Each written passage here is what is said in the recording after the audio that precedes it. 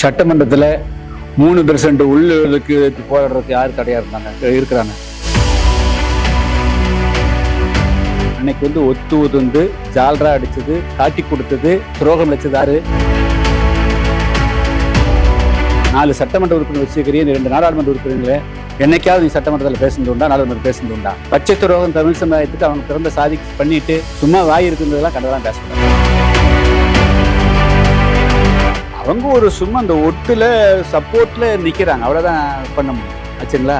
ஓட்டுக்கு காசு கொடுக்காம யாராவது ஜெயிக்க சொல்லுங்க பார்க்கலாம். அவங்கள ஏற்கனவே வலுவிழந்துட்டாங்க. ஏற்கனவே திமுக வலுவிழந்து இருக்குது, அண்ணா திமுக வலுவிழந்து தான் கிடக்குதுங்க. அவங்க ஒரு சும்மா அந்த ஒட்டுல சப்போர்ட்ல நிக்கிறாங்க, அவ்வளவுதான் பண்ண முடியும். ஆச்சுங்களா? ஓட்டுக்கு காசு கொடுக்காம யாராவது ஜெயிக்க சொல்லுங்க பார்க்கலாம்.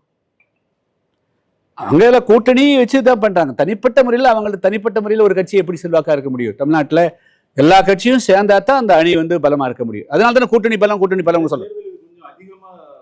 ஆமா, தமிழ்நாட்டில் வந்து அந்த ஒற்றை கட்சி ஆட்சி முறையிலால பல தவறுகள் நடக்குது அப்படிங்கிறத எல்லாரும் உணர்றாங்க. தமிழ்நாட்டில் தவறுகள் நடக்காம இருக்கணும், ஒரு நேர்மையான ஆட்சி நடக்கணும், தமிழ்நாட்டு மக்களுக்கு நல்லது நடக்கணும், கூட்டணி ஆட்சிங்கிறது தான். அது எல்லாரும் கீழே இருந்து மக்கள் மத்தியிலிருந்து அந்த வருதுங்க. இன்னும் இந்த ஒரு கட்சிக்காரர் வந்து தப்பு பண்ணிட்டே இருக்கிறான் அப்படின்னு நினைக்கிறாங்க. அவர்களையும் தவறு செய்யக்கூடியவர்களையும் திருத்தணும், அவர்களும் திருந்தணும். ஐயோ, நம்ம வந்து தப்பு பண்ணோம்னா 7 கட்சி இருக்குது, 8 கட்சி இருக்குது, தெரிஞ்சிருவாங்களே, அந்த பயம் இல்லை. இப்போ நம்ம எதை வேணாலும் செய்யறோம், நம்ம கிட்ட தான் எல்லாம் இருக்குது, ஆளினா இருக்குதுங்க, தவறு பண்றாங்க. அதனால எல்லா கட்சியும் சரியா தமிழ்நாட்டு மக்களுக்கு பணியாற்ற வேண்டும் என்று சொன்னால் அது கூட்டணி ஆட்சி ஒன்றுதான் தீர்வு. அது அவங்கள பத்தி ஆக்சுவலா அவங்க தான் அதிகமா கேட்பாங்கன்னு அர்த்தம். கழுத்து பிடிக்கிறவங்க அவங்களதான் இருப்பாங்க.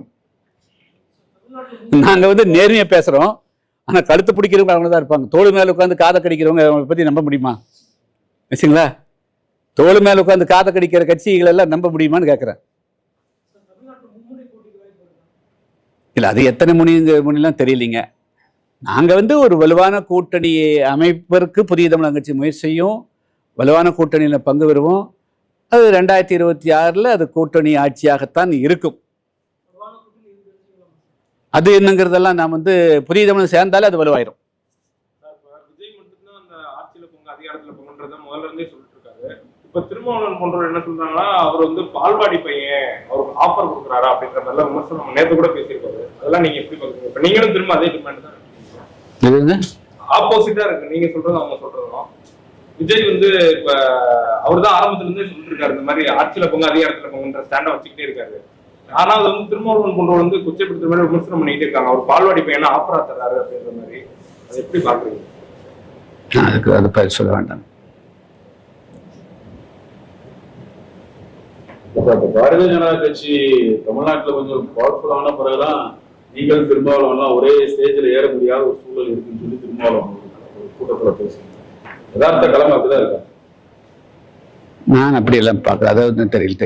பிரிக்கின்ற முயற்சியெல்லாம் ஈடுபடுறாருன்ற மாதிரி அவரோட விமர்சனம். கொடுக்கப்பட்ட மக்களுக்கு ஒன்றா இணைந்து போராட முடியல தலைவர்கள். சட்டமன்றத்தில் 3% உள்ளுக்கு போராடுறதுக்கு யார் தடையா இருக்கிறாங்க?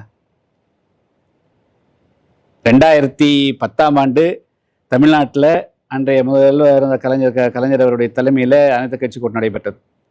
நான் வந்து 3% உள் இடஒதுக்கீடு கொடுத்துக்குங்க, ஆனால் அதே சமயத்தில் மற்றவர்களுக்கு பாதிப்பு இல்லாதவர்களுக்குன்னு சொன்னோம். அன்னைக்கு வந்து ஒத்து உதுந்து ஜால்ரா அடிச்சது, காட்டி கொடுத்தது, துரோகம் அடிச்சது யாரு?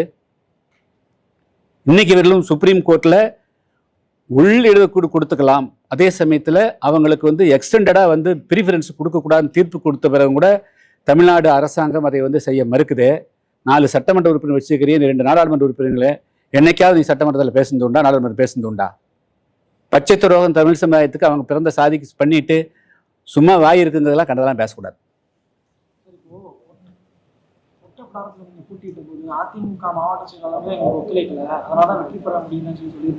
திமுக 2016 இந்த ஒற்றை ஆட்சி அப்படிங்கிற ஒரு முறையை முடிக்கணும், முற்றுப்புள்ளி வைக்கணும், ஒற்றை கட்சி அப்படிங்கிற முறையை முற்றுப்புள்ளி வைக்கணும்னு சொல்றீங்க.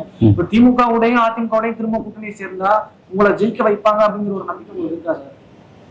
இல்ல, இப்போ வந்து நாங்க 1996 இருந்ததை விட இன்னைக்கு வந்து 2026 புதிய தமிழகம் கட்சி ஏறக்குறைய 20 மாவட்டங்களில் மிகப்பெரிய வலுவாக இருக்குது. இன்னைக்கு தமிழ்நாடு எந்த கிராமத்துக்குள்ள போனால் கொத்து கொத்தா ஓட்டு பெறக்கூடிய அணங்கக்கூடிய ஒரே கட்சி புதிய தமிழகம். அதனால புதிய தமிழகத்தை விட்டுட்டு தமிழ்நாட்டில் தென் தமிழகத்தில் 20 மாவட்டங்களில் யாராலும் வந்து அரசியல் செய்ய முடியாது, தேர்தல் களத்துக்கு வர முடியாது. அதனால ஆயிரக்கணக்கான கிராமங்களில் புதிய தமிழகம் மிகப்பெரிய செல்வாக்கோடு இருக்குது. அதனால நாங்கள் தான் தீர்மானிக்கக்கூடிய சக்தியாக இருப்போம். மாநாட்டோட உங்களுடைய பணிகள் இப்போ நிறைய பெற போறது. ஏன்னா எலெக்ஷன் டைம் ரொம்ப ஷார்ட்டாக தானே இருக்கு. எப்படி பிளான் பண்ண போறீங்க? ஏன்னா அடுத்த கூட்டணி பேசணும், அப்புறம் இல்லை அதான் அதான் வந்து நாங்கள் வெளியே கொடுத்துருவோம். மாவட்ட செயலாளர்கள், ஒன்றிய செயலாளர்கள் இன்றிலிருந்தே வந்து தங்களுடைய பணியை வந்து தேர்தல் பணியை துவக்கி இருக்கிறாங்க. நாங்கள் வந்து கூட்டணிக்கு உண்டான பேச்சுவார்த்தைகள் மற்றதை வந்து அந்த பணியும் சைமல்டேனியஸாக நடக்குது. எங்களுக்கு வந்து மாநாடு தனிச்சு பிரிக்கிறது. மாநாடு தேர்தல் பணி ரெண்டும் ஒன்றாக தான் பார்க்குறேன். எங்களுடைய பணி நான் இப்போ டைரக்ஷன் கொடுத்துக்கிறதே பொங்கல் தினம் 15ஆம் தேதியிலிருந்து எல்லா கிராமங்களும் ஒரு நாளைக்கு 15-20 கிராமங்கள் போகணும், கொடியேற்றணும், மக்களும் இந்த டெம்போ, இந்த மாநாடு கிடைத்த மிகப்பெரிய வெற்றி, மக்கள் செல்வாக்கு, அது துளியும் கூட குறையாமல் கொண்டு போயிட்டு இருக்கணும் டைரக்ஷன். நான் என்னுடைய சுற்றுப்பயணம் எப்பவுமே உண்டுங்க. நானும் வந்து சுற்றுப்பயணம் வந்து தொடர்ச்சி 22ஆம் தேதிக்கு பிறகு நான் மீண்டும் எல்லா கிராமங்களுக்கும் நான் போவேன். செய்திகளை உடனுக்குடன் தெரிந்து கொள்ள கீழ்கண்ட கேபிள் மற்றும் டிடிஹெச் நெட்வொர்க்குகளில் எம்நாடு செய்தி தொலைக்காட்சியை காணுங்கள். பாதகம் செய்பவரை கண்டால் நாம் பயம் கொள்ளலாகாது பாப்பா. மோதி மிதித்து விடு பாப்பா, அவர் முகத்தில் உமிழ்ந்து விடு பாப்பா. அண்மை செய்திகளை உடனுக்குடன் தெரிந்து கொள்ள இணைந்திருங்கள் எம்நாடு தொலைக்காட்சியுடன்.